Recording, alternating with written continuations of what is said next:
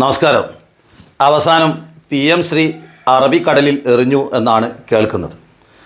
അധികാരത്തിൽ വന്നാൽ PM ശ്രീ അറബിക്കടലിൽ എറിയുമെന്ന് പറഞ്ഞുകൊണ്ട് അധികാരത്തിൽ വന്ന ആളുകൾ ഇപ്പോൾ എങ്ങനെയാണ് നടപ്പിലാക്കാനുള്ള പഴുത് എന്നാണ് അന്വേഷിക്കുന്നത്. ഇടതുപക്ഷ ജനാധിപത്യ മുന്നണിയുടെ തലയിൽ കെട്ടിവെച്ചുകൊണ്ട് എല്ലാ കുറ്റവും കെട്ടിവെച്ചുകൊണ്ട് എങ്ങനെയെങ്കിലും നടപ്പിലാക്കാനുള്ള വല്ലാത്ത ശ്രമമാണ് നടത്തിക്കൊണ്ടിരിക്കുന്നത്. ഒരു ഭാഗത്ത് ക്രിസംഗിയെ തൻ്റെ പ്രസ് സെക്രട്ടറിയായിട്ട് നിയമിക്കുന്നു. മറ്റൊരു ഭാഗത്ത് ഗവർണർക്ക് തോന്നുന്നത് പോലെ ഗവർണറാണ് ഭരണം നടത്തുന്നത്. RSSൻ്റെ നേതാവായ ആർലേക്കർ വകുപ്പ് തലവന്മാരെ വരെ നേരിട്ട് വിളിച്ച് നാളെ ജില്ലാ കലക്ടർമാരെ വരെ നേരിട്ട് വിളിച്ചുകൂട്ടി കാര്യങ്ങൾ നിർദ്ദേശിക്കുന്ന തലത്തിൽ കാര്യങ്ങൾ പോവുകയാണ്. തിരഞ്ഞെടുക്കപ്പെട്ടത് കോൺഗ്രസ് ആണെങ്കിലും ഭരിക്കുന്നത് RSS ആണ് എന്ന തലത്തിലേക്കാണ് കാര്യങ്ങൾ പോകുന്നത്.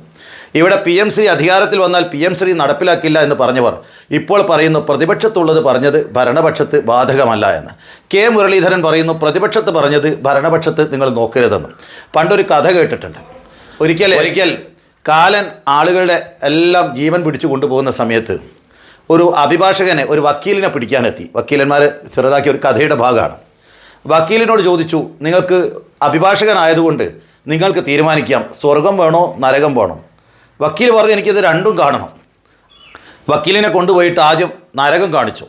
നരകത്തിൽ അയാൾ നോക്കുമ്പോൾ വളരെ സന്തോഷം. ആളുകൾ നൃത്തം ചെയ്യുന്നു, മദ്യപാനം നടത്തുന്നു, മദിരാശിയുണ്ട്, മദ്യമുണ്ട്, എല്ലാമുണ്ട്. നോക്കുമ്പോൾ കാണുന്നുണ്ട് കഞ്ചാവ് അടിക്കുന്നവരുണ്ട്, അതേപോലെ തന്നെ ചീട്ട് കളിക്കുന്നവരുണ്ട്, മോശമായ എല്ലാ പ്രവർത്തനങ്ങളും നരകത്തിൽ കഞ്ചാവ് അടിക്കുന്നവരുണ്ട്, ലഹരിക്കാരുണ്ട്, എല്ലാ വിഭാഗം ആളുകളും സ്വതന്ത്രമായിട്ട് നരകത്തിൽ വിഹരിക്കുകയാണ്. അപ്പോൾ ഇയാൾക്കത് കണ്ടപ്പോൾ നല്ല സന്തോഷം. അപ്പോൾ അയാൾ പറഞ്ഞു എന്നാൽ ഇവിടെ ആയിക്കോട്ടെ എന്ന് ചോദിച്ചു. അപ്പോൾ കാലനോട് അതല്ല, എനിക്ക് സ്വർഗം കൂടെ ഒന്ന് കണ്ടിട്ട് വരാം. അങ്ങനെ അയാളെ നേരെ സ്വർഗത്തിൽ കൊണ്ടുപോയി. സ്വർഗത്തിൽ പോയി നോക്കുമ്പോൾ അവിടെ ആളുകൾ ഭജന ഇരിക്കുന്നു, നമസ്കരിക്കുന്നു, പ്രാർത്ഥിക്കുന്നു, വളരെ സൈലൻ്റാണ്, ശാന്തമാണ്. അപ്പോൾ വക്കീൽ പറഞ്ഞു എനിക്ക് ആ നരകം മതി. അങ്ങനെ അയാളെ നേരെ നരകത്തിൽ കൊണ്ടുപോയിട്ട് ഗേറ്റ് അടച്ചു. കുറച്ച് കഴിഞ്ഞ സമയത്താണ് ആ നരകത്തിൻ്റെ അകത്ത് വലിയൊരു തളികയിൽ എണ്ണ തിളപ്പിക്കുന്നത് കണ്ടത്.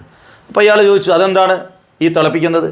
അപ്പോൾ അവിടുത്തെ പരിചാരകർ പറഞ്ഞു നിങ്ങൾ ആദ്യം ഈ എണ്ണയിലിട്ടൊന്ന് വറുത്തെടുത്തിട്ടാണ് ഇവിടുത്തെ പണി തുടങ്ങുക. അപ്പോൾ നേരത്തെ കണ്ടതോ ഇവിടെ ഡാൻസ് ഉണ്ടായിരുന്നു, ഇവിടെ എന്തൊക്കെയാണ് പേക്കൂത്തുകൾ കണ്ടത്, അതൊക്കെ എവിടെ പോയി എന്ന് വെച്ചു. അപ്പോൾ അവർ പറഞ്ഞു അത് ഇതിൻ്റെ പരസ്യമാണ്. ഒറിജിനൽ നരകം എന്ന് പറയുന്നത് ഇതാണ്. നേരത്തെ നിങ്ങളെ കാണിച്ചു തന്നത് നരകത്തിൻ്റെ പരസ്യമാണ്, നിങ്ങൾ അതിൽ വീണുപോയതാണ്. അതേപോലെയാണ് കേരളത്തിലെ ജനങ്ങളും.